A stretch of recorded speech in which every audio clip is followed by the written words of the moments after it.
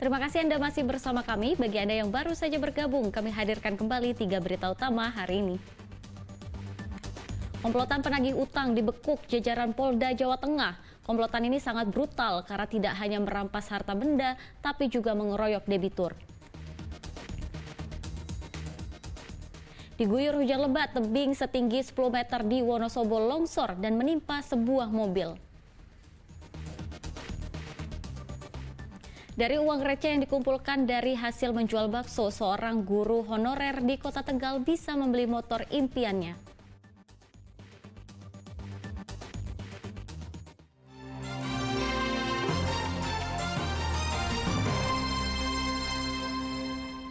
Satu truk pasir terseret banjir bandang di Sungai Pekacangan, Banjarnegara. Akibat kejadian itu, sopir truk ikut hanyut terseret air sungai.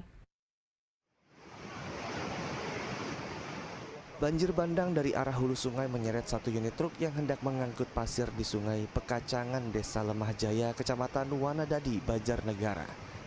Sopir yang ada di dalam truk juga ikut hanyut terbawa arus. Karena arus sungai yang deras, tak ada warga yang berani menolong korban. Sebelum kejadian ini, warga yang berada di sekitar sungai sempat memperingatkan korban jika sedang terjadi banjir. Namun peringatan itu tidak dihiraukan, sampai akhirnya mesin truk mogok di sungai dan terseret banjir. Diperingati sama teman, Pak, banjir lagi datang, banjir lagi datang. Itu masih aja jalan, udah di tepi, uang mobilnya aja udah sedikit rodanya naik di darat, tapi akhirnya mesinnya mogok. Tim SAR datang ke Sungai Pekacangan untuk melakukan pencarian. Mereka berhasil menemukan bangkai truk 1 km dari lokasi awal kejadian, sedang jasad sang sopir hingga Sabtu siang belum ditemukan. Kita pastikan untuk kondisi pastikan korban sudah tidak ada lagi di kendaraan. Setelah ini kita clear, nanti kita rencanakan kalau memang tidak diketemukan di dalam kendaraan, kita rencanakan untuk sisir dari titik nol terjadinya musibah ini. Pada Sabtu sore menjelang malam, jasad sopir truk ditemukan 36 km dari titik awal kejadian. Korban diketahui bernama Paruli, warga desa Situwangi, Kabupaten Banjarnegara. Mardianto melaporkan dari Banjarnegara. Ya, selanjutnya kisah inspiratif datang dari seorang guru honorer sekolah dasar swasta di Kota Tegal. Ia mampu membeli sepeda motor baru secara tunai usai mengumpulkan uang receh hasil usaha kecilnya sejak pandemi. Nadia Yasmin merupakan guru honorer sekolah dasar swasta di Kecamatan Tegal Barat, Kota Tegal. Kegigihannya dalam mengumpulkan uang koin receh dari usaha kecilnya patut diacungi jempol. Sebab uang koin yang ia kumpulkan dari usaha kecilnya berjualan bakso bisa digunakan untuk membeli sepeda motor. Dalam waktu 2,5 tahun, guru 36 tahun ini mampu membeli kendaraan impiannya. Dibantu sang suami, Nadia membawa uang receh di dalam kardus dan mendatangi sebuah dealer sepeda motor di Jalan A.R. Hakim, Kota Tegal, Kamis kemarin. Uang koin pecahan Rp500 dan Rp1.000 dihitung oleh Pasutri ini, serta dibantu 6 karyawan dealer. Dibutuhkan waktu 1,5 jam untuk menghitungnya. Usai dihitung, jumlah uangnya mencapai Rp7 juta. Sementara sisa uang yang harus dibayarnya dengan uang kertas secara tunai untuk sepeda motor Matic senilai Rp25 juta. Rencana Nadia, motor barunya akan digunakan untuk berangkat mengajar, karena selama ini ia selalu menebeng teman-temannya atau diantar sang suami. Uang itu saya dapatkan dari sisa kembalian, kemudian saya juga sempat jualan juga. Dan jadi uang receh itu saya kumpulkan sedikit demi sedikit. Ya, alhamdulillah sampai terkumpul sebanyak 7 juta. Cash ya? Iya, itu untuk membeli cash. Sisanya berarti uang hasil tabungan atau gimana? Iya, uang hasil tabungan juga. Pembelian sepeda motor dengan menggunakan uang receh tidak dipermasalahkan oleh pihak dealer, karena uang tersebut adalah alat pembayaran yang sah untuk transaksi jual beli. Boleh sih, tidak masalah, ada aturan tertentu koin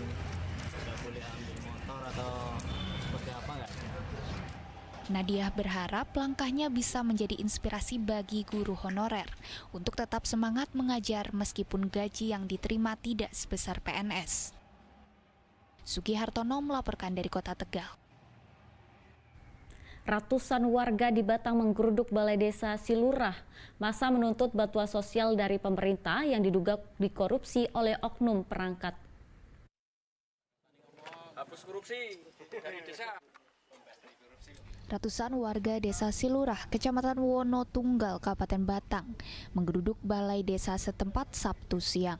Warga ingin meminta kejelasan terkait bantuan sosial dari pemerintah yang seharusnya mereka terima selama 3 tahun terakhir. Warga menduga sejumlah bantuan penerima Keluarga Harapan atau PKH dan bantuan pangan non-tunai atau BPNT digelapkan oknum perangkat desa. Pasalnya, buku tabungan dan ATM tidak pernah diserahkan kepada warga penerima, sehingga warga tidak pernah mengetahui bantuan yang seharusnya mereka terima.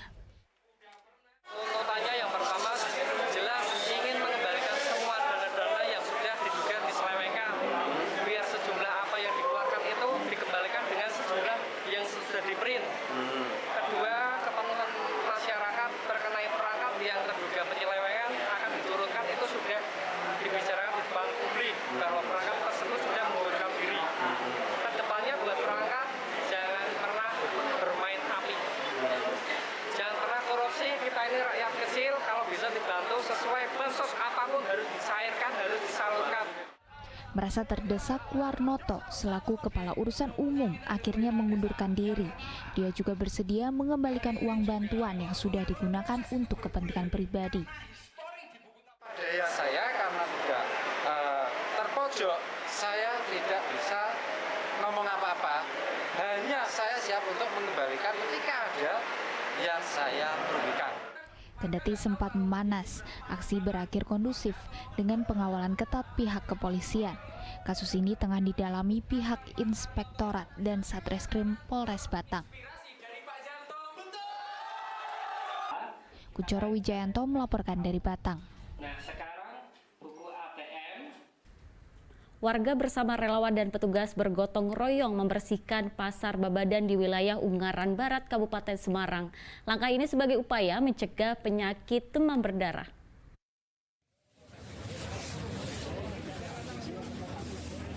Sampah menumpuk dan selokan tersumbat di pasar Babadan Kelurahan Langensari, Ungaran Barat, Kabupaten Semarang dibersihkan. Pasar berubah menjadi lebih bersih dan air selokan mengalir lebih lancar. Bersih-bersih pasar dilakukan warga dan relawan bersama petugas gabungan Minggu pagi. Pembersihan difokuskan pada tempat perindukan nyamuk Aedes aegypti. Selain untuk membersihkan lingkungan pasar, bersih-bersih juga untuk mengantisipasi datangnya wabah demam berdarah. Melaksanakan pencegahan terutama banjir melalui pembersihan pasar, pembersihan selokan ataupun sungai, kasih jangka panjang berikutnya. Tentunya hal ini kalau nggak didukung dan tidak disadari oleh masyarakat, tentunya juga tidak akan jalan. Keterlibatan pemerintah, dinas terkait itu sangat penting sebagai simbol untuk menggerakkan masyarakat seluruhnya. Para pedagang juga diedukasi untuk tidak membuang sampah sembarangan sehingga kebersihan pasar tetap terjaga. Yulianto melaporkan dari Kabupaten Semarang.